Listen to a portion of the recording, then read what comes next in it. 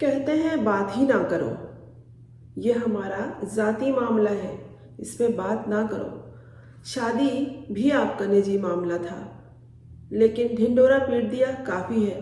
اب اپنے مہنگے مہنگے کپڑوں کو دکھانا، تیاری اور اس کا انعقاد کئی دنوں تک جاری رہنا آپ کا نجی معاملہ نہیں ہے، آپ کا ذاتی معاملہ نہیں ہے، اس لیے کہ دوسرے دیکھتے ہیں۔ اور آپ یہ بھی تو دیکھیں کہ آپ ان لوگوں میں شمار ہیں جو اقتدار کے لیے لڑتے ہیں، جو کرسی کے لیے پریشان ہوتے ہیں اور لوگوں کو ٹارچر سیل میں بھیجتے ہیں، لوگوں کی زندگی کو عذاب بناتے ہیں، ان کا حق مارتے ہیں، لوٹتے ہیں۔ آپ ان لوگوں میں شمار ہیں۔ آپ چینلز خریدتے ہیں، آپ اخبارات میں اپنی خبریں چھپواتے ہیں، آپ کیمروں کے ذریعے اپنی تقریبات کو عام کرتے ہیں۔ نکاح ہو گیا، ختم، اللہ اللہ خیر صلی اللہ، لوگوں کو معلوم نہیں ہوگا کہ اس پہ کتنے اخراجات ہوئے ہیں۔ اگر آپ اخراجات کا حساب باہر لائیں گے تو لوگ آہیں بھریں گے، جن کے پاس 2 وقت کی روٹی نہیں ہے، جن کے تن پہ کپڑا نہیں ہے۔ اگر آپ سے مراد مریم نواز، اگر وہ اپنی بہو کا مقابلہ کریں گی ڈیزائنر کے بہترین کپڑے پہن کر اور سیلون سے تیار ہو کر برائڈل میک اپ کر کے خود بھی دلہن کے مقابل آ جائیں گی تو بات ہوگی، اور بات کرنا بہت ضروری ہے۔ آپ اگر اپنے آپ کو بہت خاص سمجھتے ہیں تو اپنی سوچ کو بھی خاص کریں، اس لیے کہ اس طرح کی باتیں عوام میں نہ آئیں۔ شادی ہوئی تھی، ہو گئی، خلا ہونا تھا، طلاق ہونا تھا، ٹوٹنی تھی، جو بھی ہونا تھا ہو گیا، لیکن چونکہ آپ نے سب کچھ دکھایا ہے تو اب اس کی تفصیلات پہ بھی بات کرنا لوگوں کا حق ہے، ان لوگوں کا جنہوں نے آپ کے کپڑوں کو دیکھا ہے، جنہوں نے آپ کے میک اپ کو دیکھا ہے، اور جنہوں نے کہا ہے کہ ساس بہو کے مقابل آ گئی ہے اور ساس بہو سے زیادہ اچھی لگ رہی ہے، ساس بہو سے زیادہ جوان لگ رہی ہے۔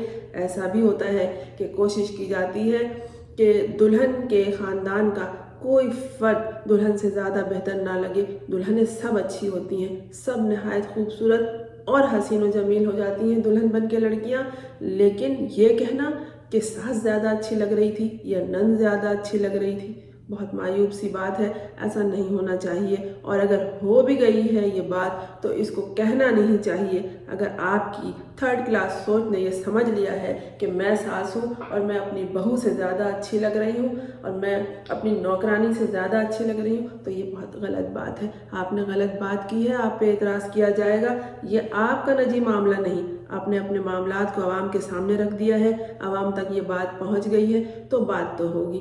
بات ہوگی کہ آپ نے جادو ٹونا کروایا ہے، بات ہوگی کہ آپ کے سر پہ تیل لگانے والی جب آپ کے کان میں سرگوشی کر کے یہ کہے گی کہ اپنے مخالفین کو زیر کرنے کے لیے سب سے آسان طریقہ یہ کیا کریں کہ جادو کروا دیں۔ میڈم، جادو برحق ہے، یہ ہوتا ہے، اور بیچ میں رسول صلی اللہ علیہ وآلہ وسلم کا تذکرہ ہو جاتا ہے کہ جادو برحق ہے، ان پہ بھی ہوا تھا، آپ بھی کروا دیں، آسانی سے جان چھوٹے گی۔ اور ہوتا ہے، جتنے مشیر، جتنے ایڈوائزر، اتنی مشاورت، اتنے مشورے، اور پھر یہ کہا جائے کہ ہماری بات نہ کرو۔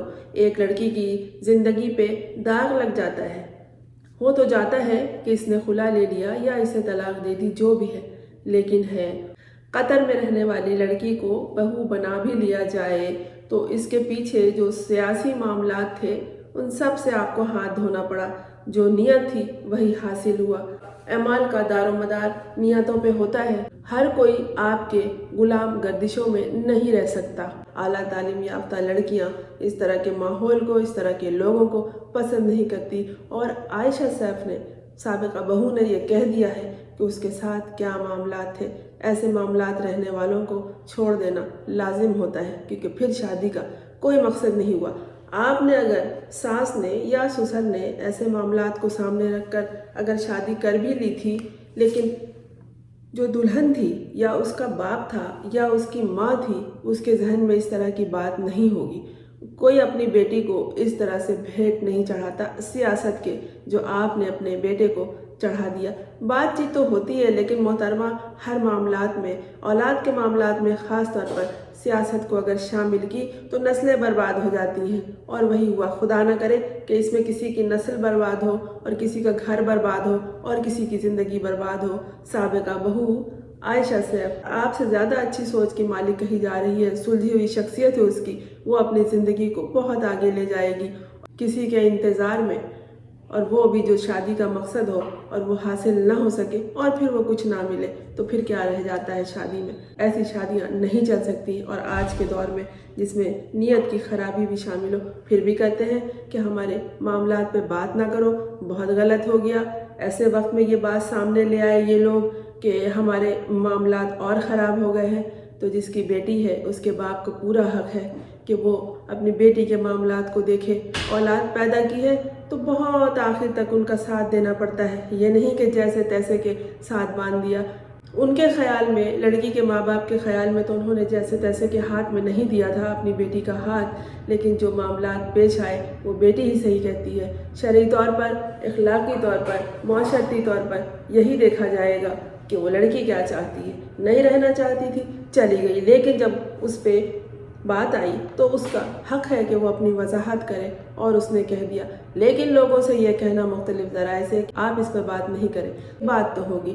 آپ نے اپنے گھر کی بات باہر لوگوں تک پہنچایا ہے کیمروں کے ذریعے اور اپنے انداز و آداب اور اختیار کے ذریعے، تو بات تو ہوگی۔ بات اس پہ گٹر کے ڈھکن پہ بیٹھا ہوا چرسی بھی کرے گا، اور ایوانوں کے دیواروں کے اندر بیٹھنے والا افسر اعلیٰ بھی کرے گا، اور وہ لوگ بھی کریں گے جنہیں آپ نے اربوں روپے دے کر خرید کر چینل پہ بٹھا دیے ہیں یا اعلیٰ اداروں میں بٹھا دیے ہیں۔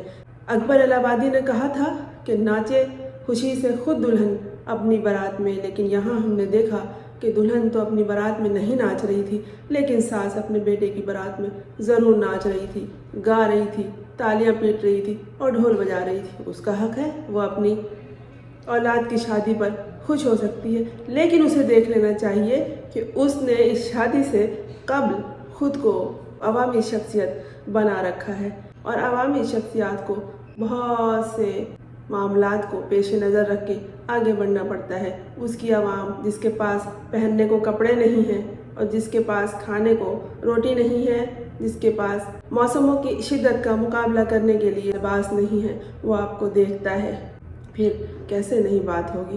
بات ہوگی، ضرور ہوگی۔ ورنہ پھر یہی ہے کہ اپنے معاملات کو، اپنے دکھاوے کو، اپنے اسراف کو چھپا کر رکھیے۔ اس طرح کے معاملات کو چھپانا بہت ضروری ہے۔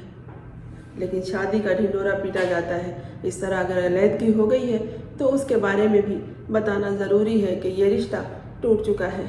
ابھی تک بات ہو رہی ہے اس شادی کے ہونے میں اور ختم ہونے میں آپ کی دوستی جڑی تھی قطر کے سرکردہ افراد سے، اور ٹوٹ جانے پر آپ کے معاملات خراب ہوئے ہیں۔